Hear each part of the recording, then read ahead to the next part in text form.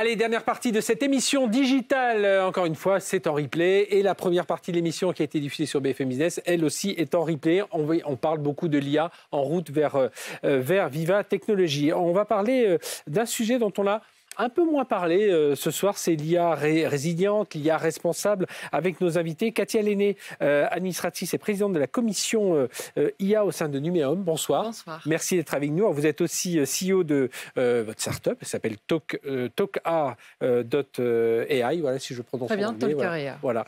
Et puis, alors vous avez participé à un référentiel sur l'ethical IA, vous portez ce sujet depuis pas mal d'années, et vous êtes porteuse d'une étude avec Numéum sur l'étude IA et environnement. Donc, exactement, au cœur du sujet. Et avec nous, Axel Dupuis, bonsoir. Bonsoir. Axel, merci d'être avec nous, associé responsable des offres ESG Tech Data Numérique responsable chez KPMG France. Si on regarde un peu l'impact environnemental de l'IA, Axel, voilà, l'IA, déjà, c'est pas de la magie, hein, c'est du logiciel, sophistiqué. C'est du processeur, c'est du c'est du logiciel qui a besoin de beaucoup de capacité de calcul, de capacité de stockage de données également. Donc, ça s'appuie sur des infrastructures assez importantes qui vont consommer beaucoup d'énergie, beaucoup d'électricité. Aujourd'hui, l'électricité est encore largement carbonée à l'échelle mondiale, et donc forcément, il y a un impact carbone au final. On parle de milliers de serveurs, de millions de serveurs presque dans d'immenses data centers répartis sur toute la planète, qui vont être équipés de puces très puissantes, très énergivores. Juste pour donner un petit exemple, la dernière puce de NVIDIA, elle affiche une puissance de 1200 watts. Hein, c'est l'équivalent d'un gros grille-pain, on va dire. Donc, c'est pas neutre. Donc, qui tourne tout le temps. Et qui tourne tout le temps. Sur les phases d'entraînement des LLM, on est sur des périodes de plusieurs semaines à plusieurs mois. Donc, on imagine un petit peu ce que ça peut représenter en termes d'énergie. Donc, voilà, quelque chose d'assez impactant. L'entraînement de GPT-3, c'était une énergie consommée en 15 jours de 1200 mégawatts. C'est environ 270 ménages pendant un an en France. Oui, alors, et en plus, c'est uniquement sur la partie entraînement. C'était GPT-3, on en est à GPT-4 aujourd'hui. On a assez peu de données d'ailleurs des sociétés spécialistes du sujet. OpenAI est la première, sur concrètement une approche, une estimation de bout en bout de l'impact environnemental. Au mieux, ça va être sur la phase d'entraînement et rien sur la partie donc inférence et donc la phase d'utilisation, et encore moins sur tout l'impact environnemental qui va être lié à la production des matériels, qui va être essentiel forcément. Et on voit, c'était l'événement de Choose France il y a quelques jours, des milliards investis pour des data centers. Exactement. Pour faire tourner cette IA. 4 milliards annoncés par Microsoft pour élargir des data centers et en construire de nouveaux. Katia Lenné, justement, qu'est-ce qui vous frappe, vous, sur ces impacts environnementaux de l'IA? Je trouve qu'on en parle un peu, sans doute pas suffisamment, mais je pense que là, les mois à venir, notamment en 2025, pour moi, ça va être l'année impact. Parce que quand on va régler la facture, on va commencer à comprendre. Alors, d'abord, il y a l'impact, le potentiel de l'IA en elle-même, elle est énorme sur la société française et l'économie. Donc ça, il faut le souligner au départ. Effectivement, au niveau de la consommation énergétique, on est conscient qu'avec les IA génératives, il y a une augmentation de cette consommation. Ça, c'est inévitable. Il faut savoir que la croissance de l'impact environnemental de numérique en général, il a été mesuré entre 3 et 4% d'émissions de gaz à effet de serre. Effectivement. En revanche... Ça, c'est que du numérique. Que du numérique, effectivement. Il y a une augmentation liée à l'impact des IA génératives. En quoi est lié cet impact-là? Tout d'abord, dans la fabrication des éléments, des GPU, en fait. Ensuite, sur l'entraînement des algorithmes. On en a parlé toute la soirée sur les algorithmes, l'entraînement et les données. Et aussi, l'utilisation de ces algorithmes-là et ces modèles qui vont consommer et qui ont besoin vraiment besoin de stockage. Donc c'est ça qui va impacter aussi l'utilisation de...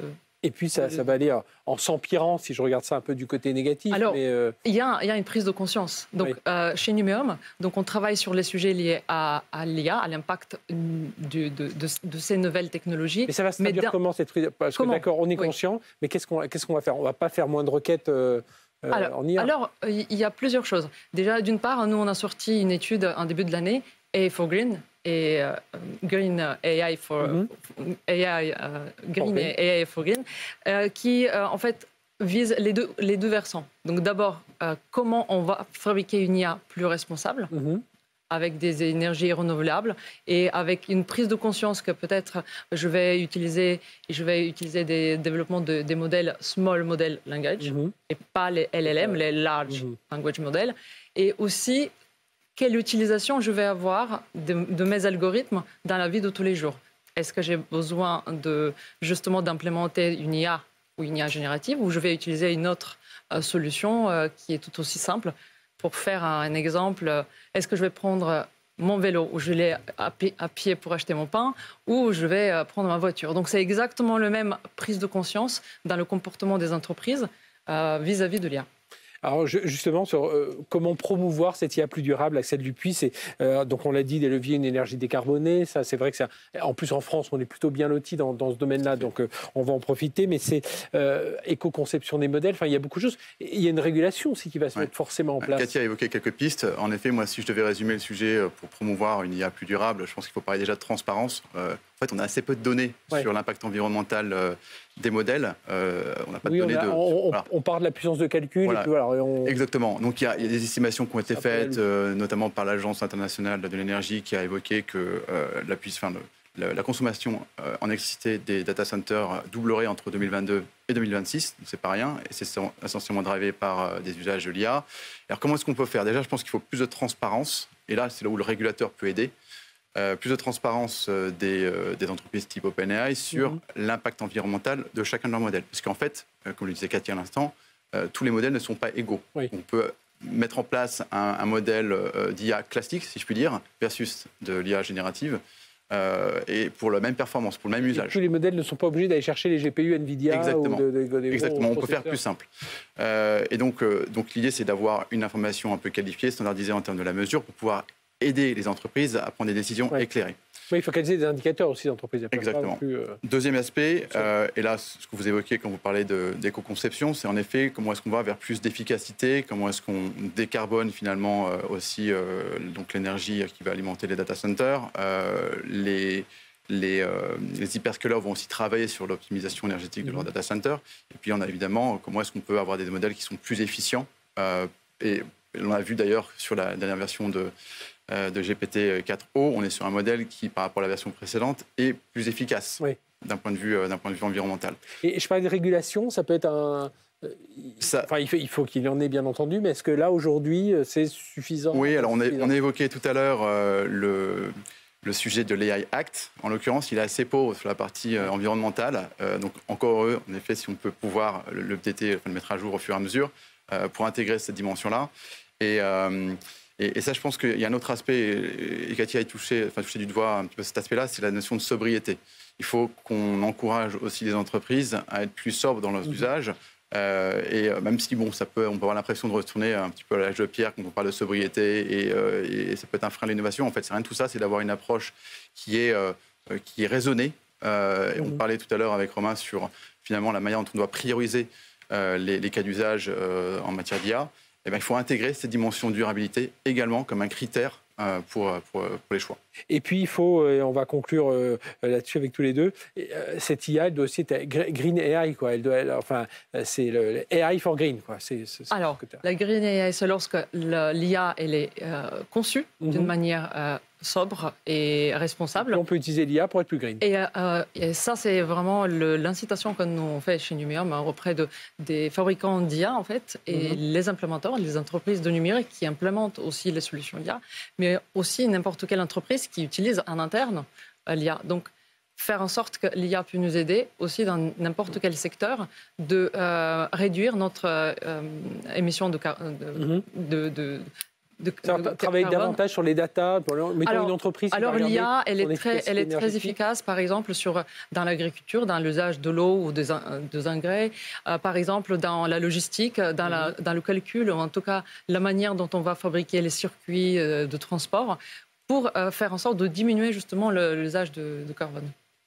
Si on fait l'équilibre... Alors, c'est difficile de se prononcer aujourd'hui. On ne sait pas si finalement l'IA, ça va être le remède ou le poison. Alors, on ne peut pas vraiment se prononcer aujourd'hui. Google nous dit qu'on peut optimiser avec l'IA, réduire l'empreinte carbone à l'échelle globale d'à peu près 10% d'ici à 2030, donc c'est positif.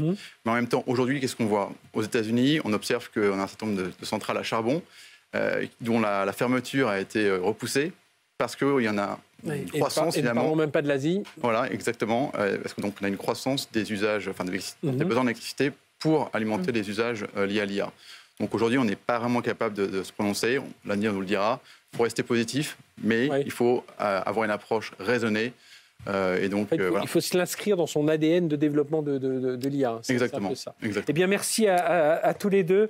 Katia Lenné, donc administratrice présidente de la commission IA NUEM, qui fait beaucoup de choses. On le rappelle, il y a cette étude IA environnement. Enfin voilà, il y a beaucoup de choses. Il y a un référentiel ethical AI. Et je rappelle, vous êtes aussi CEO de la startup techr.ai, voilà pour le prononcer en anglais. Et merci Axel Dupuis, associé responsable des offres ESG Tech et Data numérique responsable chez KPMG France. Il y a beaucoup de chiffres aussi chez KPMG autour de tout ça. Merci à tous les deux. Merci de nous avoir suivis pour cette émission digitale. Voilà, je le rappelle, on était en 2 parties. Une émission que vous pourrez retrouver en replay BFM Business et cette émission-là aussi, vous allez pouvoir trouver en replay qui était sur le digital. Excellente soirée et puis retrouvez-nous sur BFM Business. En route vers Vivatech spécial IA sur BFM Business.